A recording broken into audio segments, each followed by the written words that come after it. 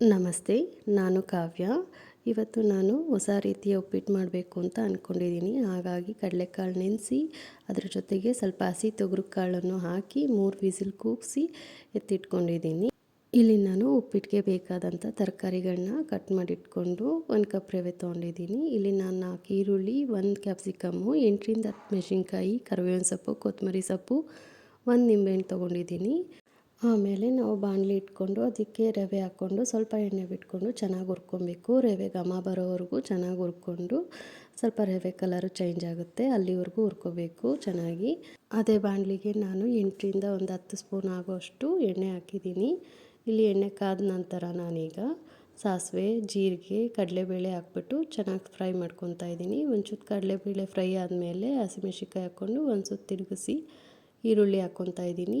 ಈಗ ಕರಿಬೇವಿನ ಸೊಪ್ಪು ಹಾಕ್ಕೊತಾ ಇದ್ದೀನಿ. ಕರಿಬೇವಿನ ಸೊಪ್ಪು ಹಾಕಿ ಒಂದು ಸುತ್ತು ತಿರುಗಿಸಿ ಈಗ ಕಟ್ ಮಾಡಿದಂಥ ಕ್ಯಾಪ್ಸಿಕಮ್ಮು ಹಾಕ್ಕೊತಾ ಇದ್ದೀನಿ. ಕ್ಯಾಪ್ಸಿಕಮ್ ಹಾಕ್ಕೊಂಡು ಒಂದು ಸುತ್ತು ಈರುಳ್ಳಿನ ಚೆನ್ನಾಗಿ ಬಾಡಿಸ್ಬೇಕು. ಚೆನ್ನಾಗಿ ಈರುಳ್ಳಿ ಬಾಡಾದಮೇಲೆ ನಾವು ಬೇಯಿಸಿದಂಥ ಕಾಳು ಇದೆಯಲ್ಲ ಅದನ್ನು ಹಾಕಿ ತಿರುಗಿಸ್ಬೇಕು. ಆ ಕಾಳು ಹಾಕಿ ಒಂದು ಸುತ್ತು ಚೆನ್ನಾಗಿ ತಿರುಗಿಸಿ ಬೇಯಿಸಿದ ನಂತರ ನಾವು 1 ಕಪ್ ರವೆಗೆ 2 ಕಪ್ ಬಿಸಿನೀರು ಇಟ್ಕೊಂಡಿದ್ದೆ. ಆ 2 ಕಪ್ ಬಿಸಿನೀರ ಈಗ ಹಾಕ್ಕೊತಾ ಇದ್ದೀನಿ.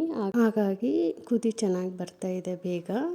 ಯಾವಾಗಲೂ ಉಪ್ಪಿಟ್ಟಿಗೆ ಬಿಸಿನೀರು ಇಟ್ಕೊಂಡ್ರೆ ಬೇಗ ಉಪ್ಪಿಟ್ಟಾಗುತ್ತೆ. ಇಲ್ಲಿ ನಾನು ರುಚಿಗೆ ತಕ್ಕಷ್ಟು ಉಪ್ಪು ಹಾಕಿದ್ದೀನಿ. ನಾನಿಲ್ಲಿ 2 ಸ್ಪೂನ್ ಉಪ್ಪು ಹಾಕ್ಕೊಂಡಿದ್ದೀನಿ. ಉಪ್ಪು ಹಾಕ್ಬಿಟ್ಟು ಮತ್ತು ರುಚಿಗೂ ಕಲರ್ಗೋಸ್ಕರ ಒಂದು ಚಿಟಿಕೆ ಅರಿಶಿನ ಹಾಕಿದ್ದೀನಿ. ಅರಿಶಿನ ಹಾಕಿ ತಿರುಗಿಸಿ ಒಂಚೂರು ಕುದ್ದಾದಮೇಲೆ ನಾನು ರವೆ ಇತ್ತಲ್ಲ ರವೆ ಹಾಕ್ಕೊಂಡು ತಿರುಗಿಸಿದ್ದೀನಿ ಚೆನ್ನಾಗಿ. ಆಮೇಲೆ ಕೊತ್ತಂಬರಿ ಸೊಪ್ಪು ಮತ್ತು 1 ನಿಂಬೆಹಣ್ಣು ಹಿಂಡ್ಕೊಂಡು ಅದನ್ನು ಹಾಕ್ಕೊಂಡು ತಿರುಗಿಸ್ಕೊತಾ ಇದ್ದೀನಿ. ಈ ಟೈಮಲ್ಲಿ ನೀವು ಸ್ವಲ್ಪ ಕಾಯಿ ತುರಿ ಹಾಕ್ಕೋಬೋದು. ಕಾಯಿ ತುರಿ ಹಾಕಿದ್ರೆ ತುಂಬ ಚೆನ್ನಾಗಿರುತ್ತೆ. ನಾನಿಲ್ಲಿ ಹಾಕ್ತಾಯಿಲ್ಲ. ಹಾಗಾಗಿ 5 ನಿಮಿಷ ಪ್ಲೇಟ್ನ ಮುಚ್ಚಿಡ್ತಾ ಇದ್ದೀನಿ. 5 ನಿಮಿಷ ಪ್ಲೇಟ್ ಮುಚ್ಚಿ ತೆಗೆದ ನಂತರ ಉಪ್ಪಿಟ್ಟು ತುಂಬ ಚೆನ್ನಾಗಿ ರೆಡಿಯಾಗಿರುತ್ತೆ.